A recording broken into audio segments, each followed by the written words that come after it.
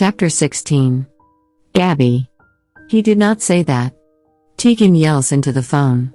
I pull the phone back a little, wincing as her shrillness seeps through the receiver. He really did, I say, then bite into a cookie. Now I feel like shit, and I'm eating these cookies to make myself feel better.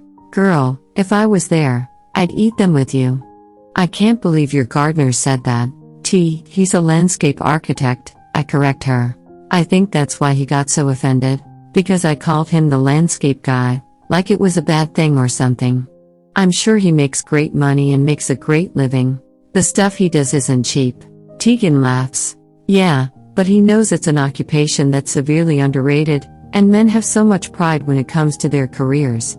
He has to work for people that make great money, so hearing it from the wife of a man who makes great money is like rubbing salt in a wound. Not only that, but if he gives Kyle dirty looks, you know it has to bother him. And you said you guys are friends? We chat when he's around. He's a nice guy, talks about real life stuff. Sounds like he got a little too attached to chatting it up with his client, she replies sarcastically. You sure they're harmless chats? Harmless, what are you trying to say? Well, you're not an ugly chick, Gabby. You're beautiful, but you underestimate yourself way too much. There's a reason Kyle locked it down with you, and it's probably the same reason that designer is interested, too. I sigh, finishing my cookie. No, it's really just casual chats, I respond, mouth full. But he doesn't like Kyle. Like at all. He's made that clear. That makes two of us then, she mumbles slowly. Heard that? You were supposed to. Look, he's right about not mixing business with friendship, Gabby. But you also have every right to defend yourself and your husband if he's being disrespectful. Doesn't matter how much I dislike Kyle sometimes, he's still your guy, and I respect that enough to keep most of my shit talk to myself. I laugh. You're insane. My phone beeps, and I pull it from my ear to check the screen. Wow. Speaking of the devil, Kyle's calling. Well, that's my cue. I'm heading back to work anyway. Had to grab some lunch for this night shift. Call me if you need me. Love you, bye. Love ya. When she ends the call, I switch over to answer Kyle. Hey, babe. Hey, what's going on? His voice is calm, and somehow it instantly relaxes me. I sink into the couch. Nothing. Munching on cookies I baked. Oh, really? He chuckles. What's the occasion? Nothing. I just felt like making them. Called my mom for the recipe. God, I hate lying to him. But it's more of a white lie than anything. I refuse to tell my husband I made cookies for Marcel out of sheer guilt. I shouldn't even be in a position with Marcel where I feel guilty for saying anything about him to my husband. It should be strictly business between us, so why isn't it? When did it become this? Your mom's cookies are pretty great. Wish I could share some with you. Don't worry, you're not missing anything. They're not as soft as hers. I get off the couch and pick up the plate of cookies, carrying it to the kitchen and placing it on counter before I end up eating them all. What are you up to? Just got back from the last meeting of the night. It went well. I'm about to eat my salmon with broccoli and do some work before going to bed. I am unbelievably exhausted. I bet. What all did you do today? I started a sculpture of a dahlia, I inform him. A dahlia? That's interesting. Yeah, I'm working on getting the detail right. Also have to figure out what color I want it to be. It has to be the right color, you know?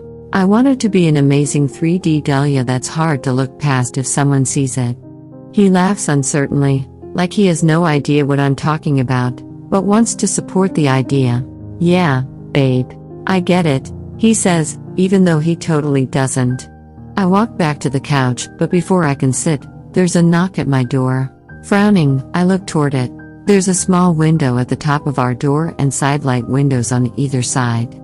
All I see are sprouts of dark hair behind the window at the top of it. Did you get anything else done today?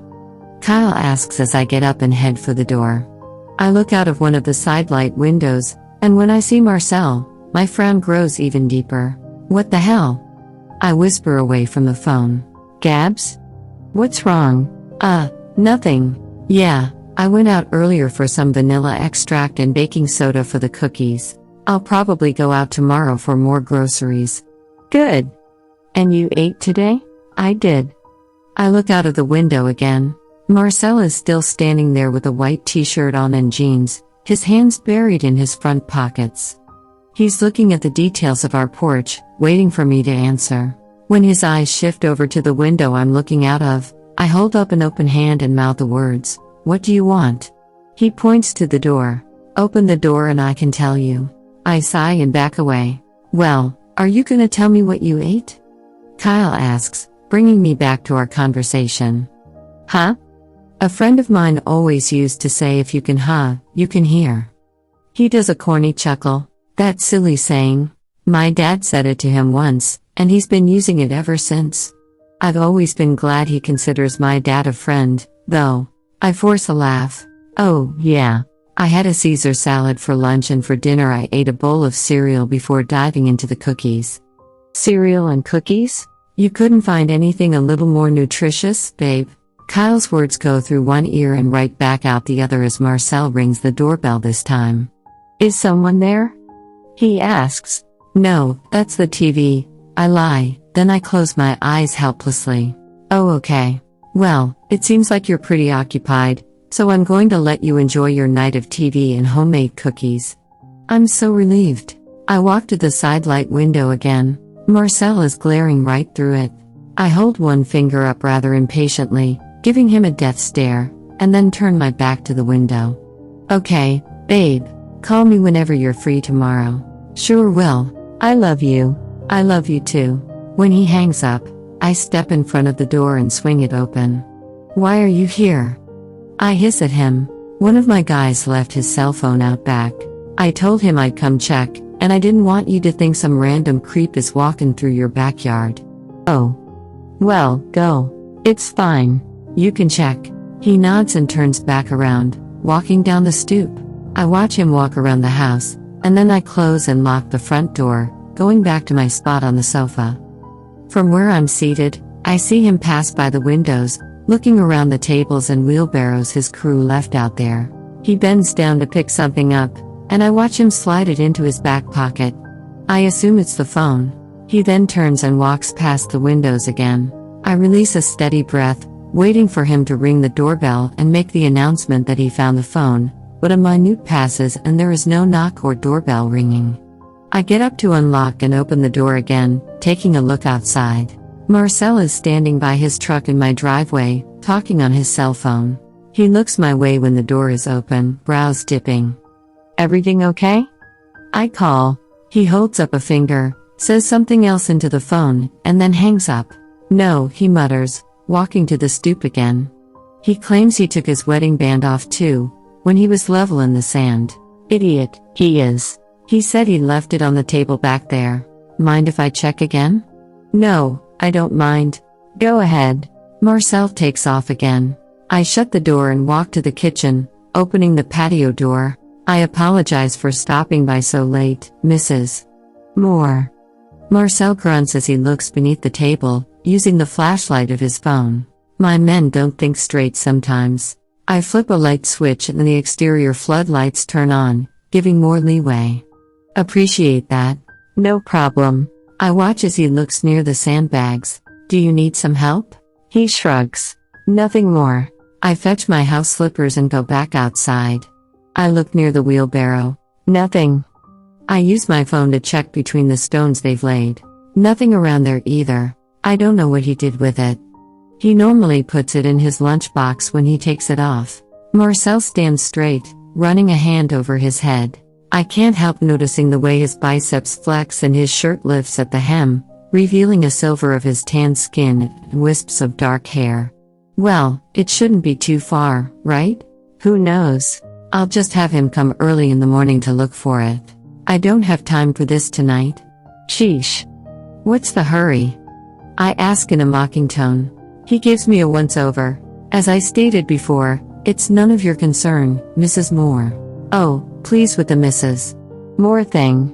I know what you're trying to do, and it's not working. He narrows his eyes at me, looking me hard in the eyes. And what am I trying to do exactly, Mrs. Moore? You're trying to act like this is all businesslike, but it isn't. You can't go from having conversations about life stuff to this. This? Sorry, but I'm not so sure what this is. He laughs dryly. This, pretending I'm just the lady who lives here, and you're the guy who's fixing her yard. Isn't that exactly what this is? His eyes narrow, head cocking sideways. You're being an asshole. He scoffs. Trust me, Gabby, I've been called worse. He starts to turn, but for some reason my blood is boiling. Why won't you let it go? I'm sorry for what I said to you. I swear I didn't mean it that way. I didn't grow up with that mindset. All jobs are important. Hell, my dad owns a docking and boat rental business. He laughs at that. You think that's gonna save your ass? Laying facts on me about your dad's work? I shake my head. He's impossible. If you're so proud of your daddy who rents out boats, then why on earth are you with a rich prick like your husband? You can't control fate, I mutter with a shrug. Fate? Is that what people call it now? Rich guy comes into what most would assume is a college-oriented restaurant and sniffs on you, and you assume that's fate? He knew what he was looking for. Hell, I'm sure he wasn't the first man to do it, either. You're an attractive girl, probably got hit on all the time. What was it about him that made you consider it fate? I challenge his glare, folding my arms. Because, unlike you, he was being nice. Oh, please. That man doesn't have one nice bone in his body. He takes a step toward me. See, I know men like him. They play the nice, wealthy guy who donates to a charity or two, not because he wants to, but because he has to. Why? Because he makes way too much money and doesn't know what to do with it. The world, and women like you, think he's good, but deep down, you know he's so full of shit. My God, Marcel. I drop my arms. What is it that you have against my husband? You met him once and assume he's the Antichrist. Okay, hold on. Back up a minute. He throws both hands in the air, almost as a surrender. Before I start having you think I'm some crazy, over-the-top man, let me ask you this. I brace myself for his question, standing taller. Has your husband ever brought me up in a conversation with you? Maybe mentioned an email he sent to me recently? I frown. No. I handle all the emails with the landscaping. So you think, what is that supposed to mean? It means that just like you don't tell your husband every little thing that goes on in your life, he doesn't tell his wife every little thing either. Oh my gosh, stop running circles around me. What are you getting at? Marcel inches closer, and this time his chest is almost bumping into mine. He's breathing as evenly as possible through his nostrils, but I can tell by the fire in his eyes that he's pissed about something, and I want to know what it is. The night that I met your husband, I got a little email from him while we were packing up. I blinked quickly. What did it say? He asked me not to show up today. What? My heart skips a beat. Why would he tell you to do that? He claimed that you aren't very good at choosing the right companies for jobs like this. He stated that he wanted to look for other possibilities. Marcel smirks. I replied and told him that you signed a contract and that he could kindly fuck off. I swallow thickly. You're lying. I'm so serious, little thing. I take a step back. Between the bomb he just dropped and our proximity, I can hardly breathe. Why would Kyle do something like that behind my back? Does he really think I'm that incapable? I held off on that cold, hard fact all day for your sake, Mrs. Moore. Even after you said that having me, the landscape guy, around was the last thing on your mind, I kept it in, but I thought you should know why I'm not a fan of your husband. He looks me over beneath hooded eyelids. He has no respect for you. He treats you like a child, and it's fucked up because I've gotten to know a little about you over the past few days, enough to realize you're a smart woman. Naive sometimes? Yes. But you're smart, and you deserve better than what he gives you. My throat feels dry as I look him over. I study his eyes the most, the dark blue flecks in his irises, then I look away, down at my feet. I don't even know what to say to him. I almost wish he'd told me sooner. Again, I apologize for interrupting. See you in the morning, Gabby. When he says my name, I swing my gaze up, but he's already turning away. He walks off, peering over his shoulder once before disappearing around the corner. I walk back inside when I hear his engine come to life, then I slump down on the couch. I can't believe Kyle sent an email like that. I almost don't want to believe it, but why would Marcel, a man I hardly even know, lie about something like that? I look over my shoulder, toward the staircase. It's not like me to check Kyle's things, but I have to this time. I need to know the truth. I hop off the couch and rush up the stairs, going to his office. I log into his computer with the same password he always uses, PIN3322, and go to the little mailbox on the screen. I scroll through his sent box but don't see anything, so I automatically assume Marcel is lying, but then I see that his trash inbox is full. I click on it, and sure enough, there are a string of emails between Kyle and Ward Landscaping and Design. Hello Mr. Ward. This is Kyle Moore. I'm emailing you in regard to my backyard, which you are currently working on. I assume you won't read this email until you are in the comfort of your own home, which I prefer so that we don't cause a scene with my wife around. I just want to let you know that what I'm seeing in my yard is not how I would have liked it carried out. I love my wife, but sometimes she's not so great when it comes to choosing companies to carry out big projects such as these. I looked through your website thoroughly and even tried to find you on Facebook, but I don't see you anywhere. Frankly, I am not comfortable with your crew working on my yard and would like to find someone else to finish the job. It would be best if you don't show up Monday morning for mine and my wife's sake. Regards, Kyle Moore. I release a tattered breath and scroll down to the next email. Mr. Moore, I'm glad I waited to read this email when I got home because it is quite shocking, though it would have been better to talk about this in person, don't you think? But you're a busy man, I get it. Seeing as your wife, who is perfectly capable of making her own choices, signed a contract to have the yard finished, I'm afraid I'll have to ignore your request and continue with the project. I don't believe in breaking contracts, nor do I think your wife made a poor choice. What you're seeing in your yard is just the groundwork, but I assure you when it's done, you will be satisfied with it. I suggest you have a little talk with your wife if there are truly any concerns. Otherwise, I'll see you Monday. Best. Marcel Ward, CEO of Ward Landscaping and Design. Mr. Ward, there is no need to chat with my wife when I am the owner of the house, and if I don't want your company in my backyard, I suggest you take yourself and your crew elsewhere. Please don't let me take this to court. Kyle Moore, court? Now, that's a funny one, seeing as I'm not doing anything but my job and keeping my word with the contract. Like I said, have that talk with your wife. Maybe it'll do you some good. Communication is key after all. Marcel Ward, CEO of Ward Landscaping and Design. Do not tell me what to do with my wife. Cancel the damn work. Break the contract if you have to. I'll pay for whatever fees come in the way. Kyle Moore. Mr. Moore. Look, I'm saying this in the most respectful way I possibly can. May not make me a professional, but for my own personal gain, I'm just going to tell you right now to talk to your wife and to kindly fuck off. If your wife ends up taking your side and wants to break contract, well I guess I'll see you both in court then, huh? Marcel Ward, CEO of Ward Landscaping and Design. Oh my gosh. I place a hand over my mouth, reading the emails all over again. I thought Marcel was kidding about telling him to fuck off. Why didn't Kyle tell me about this? I dig into my back pocket and pull my iPhone out.